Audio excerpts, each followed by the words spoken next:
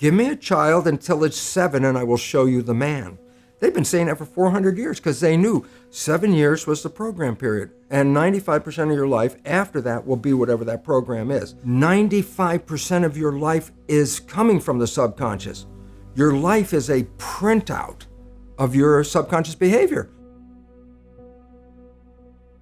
Before you can become conscious, if you don't have any programs, what are you going to be conscious of? What kind of programs are required to live on this planet? I say, how do you get them? Theta is hypnosis.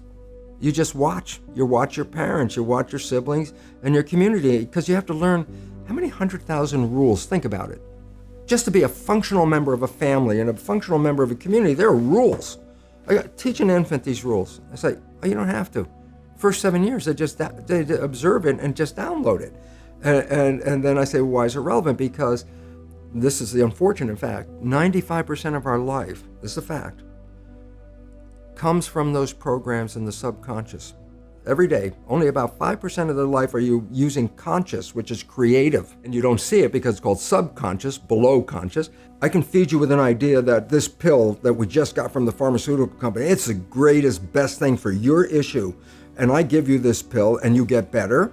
And then later you find out it was a sugar pill and everybody goes, yeah, that's called the placebo effect. And I go, what does it really mean? I said, you didn't get healed by the pill, you got healed by the belief in the pill. And I go, well, yeah, that's what placebo is all about. And at least 1/3, minimum of 1/3 of all medical intervention is, it's the placebo effect where the healing comes from. That's a result of positive thinking. What about negative thinking? And this is what we don't talk about, but the reality is it's equally powerful in regard to affecting your biology as is positive thinking, but it works in the opposite direction. A negative thought is called the nocebo effect. Can cause any disease and you can die. If you believe you're gonna die, you can die from the belief. So we really have to watch out because, as psychologists will tell us, 70% or more of our thoughts are negative and redundant, replaying the same negative thoughts. I go, if thoughts had nothing to do with it, fine. But thoughts, positive or negative, shape our biology. And all of a sudden it says, well, now it's time to wake up because our negative thinking is manifesting a negative life experience. Well, we have to recognize, number one, that 95% of our behavior is coming from subconscious. So a child is going to record for 7 years. And they're going to record you. You have a new baby.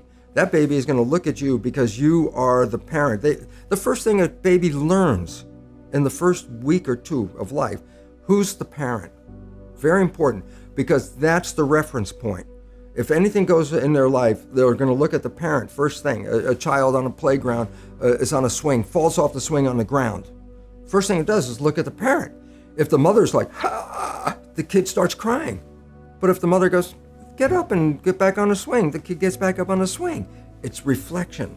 So you have to recognize a child is going to observe every move of you. Then you also have to recognize, well, hell, if 95% of it is coming from my invisible programming, I'm going to pass on the family pattern unconsciously. And basically said, you come from a poor family and you could struggle your whole life and try to get rich, but you're not going to make it. And if you come from a rich family, you could be stupid your whole life and make it. Not because it was thinking, but it was unconscious behavior that was downloaded from rich families into kids, which is unconscious. So they're making the right moves unconsciously. If they engage their conscious mind, then they look stupid, but it's unconscious. And that's the same thing with poor people. Poor people have beliefs from the family.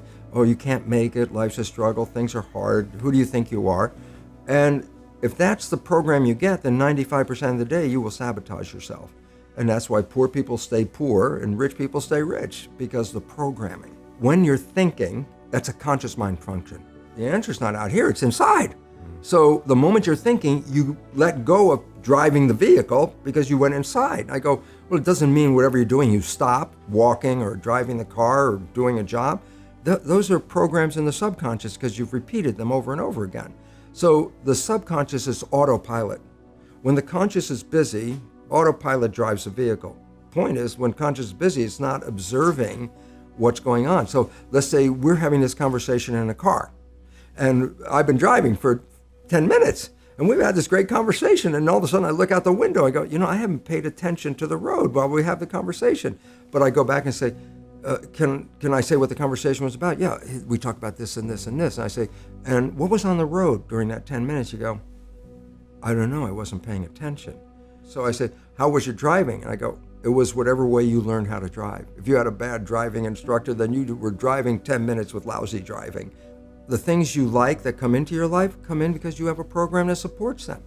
But anything you struggle with, work hard at, put a lot of effort into making it happen, why you're working so hard, inevitably you have a program that doesn't support that conclusion and you're trying to override the program. So you don't need to do a lot of shrink and psychology stuff. You just look at your life and say, where am I struggling? Because wherever you're struggling, inevitably it's a program in your subconscious that does not support that destination you've been looking for.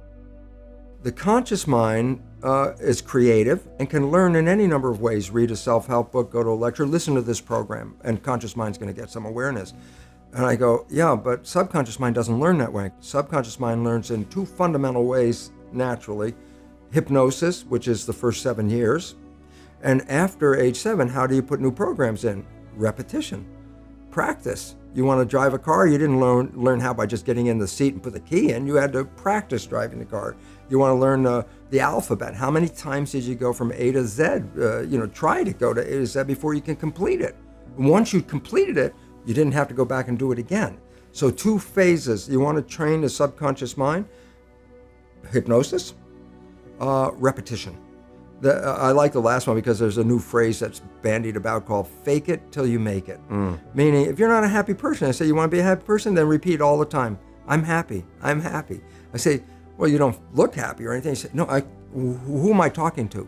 By repetition, I'm talking to subconscious. Okay. If subconscious gets, I am happy, and 95% of your life comes from that subconscious, there will be a point once the subconscious got, I am happy, you don't have to say it again. Repetition is a habit. It's making habit. So you got to do something religiously in a sense of repeating it to make it work. The subconscious mind being habitual, not creative, habit, only learns in 2 fundamental ways. I said the hypnosis, which every night when you go to bed, just when you're just falling off into sleep, consciousness is disconnecting. The next period of your brain operation while your consciousness is disconnected is theta, which is the same brain function as in the first 7 years. So if you put a pair of earphones on at night with a program of what you would like to be true in your life, as soon as your conscious mind disconnects, that program is playing. It's not playing into your conscious mind, that's shut off. It's now going straight into the subconscious mind. So it's called auto-hypnosis. Scientists have studied what is called mind wandering. I said, what is mind wandering? I said, well, your conscious mind could be focused on a task, or your conscious mind could go off into think about things, okay? And the relevance about that is when the conscious mind is staying in the front, you're in absolute control. Wishes, desires, what you want, conscious mind, creative, you're in control. But the moment your conscious mind takes off into a thought or starts thinking or whatever going on, it lets go of the wheel, the autopilot takes over, okay? So the idea is this: if your mind is wandering, then you're being run by the subconscious.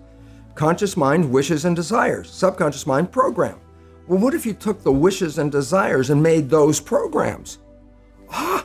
Then guess what? You don't even have to think about it. You will automatically, 95% of the day, be playing behaviors to manifest those wishes and desires. Okay. So reprogramming the subconscious with wishes and desires means you don't even have to think about it. You will be successful because 95% of the day, your program automatically will be seeking. Knowledge is power. We have been deprived of knowledge. We are operating as powerless individuals in a world. When we are so powerful, it's unimaginable. We're really very powerful. And yet we have been programmed to be not powerful. And that's how other people control us. And I love my life because I go out and say, no, you are so powerful. You just didn't have the knowledge. Knowledge is power. A lack of knowledge is a lack of power. And we've been deprived of knowledge of who we really are. A, you've been programmed. And if you don't like the program, you don't like the way it's turning out, well then B, you can reprogram it. And you could get the things you want. We have to eliminate the fear, because fear is the biggest motivator in our planet today. I'm afraid of this, I'm afraid of that, and how much money are you going to pay? Whatever money it takes to, to allay any fear that I have. Money is not an object at that point. It's like, what if you didn't live in fear? It's like, wow, now you can use all that money for some good stuff. And basically it says, look at your life, just as we just talked about. Look at your life. If it's not working right, you can change this. You have to recognize if it's not working right, it's not your conscious mind that took you down that path. It was your programming. And if you change your programming, you can have a whole new life. You can get rid of virtually any disease and change your life completely by changing that programming.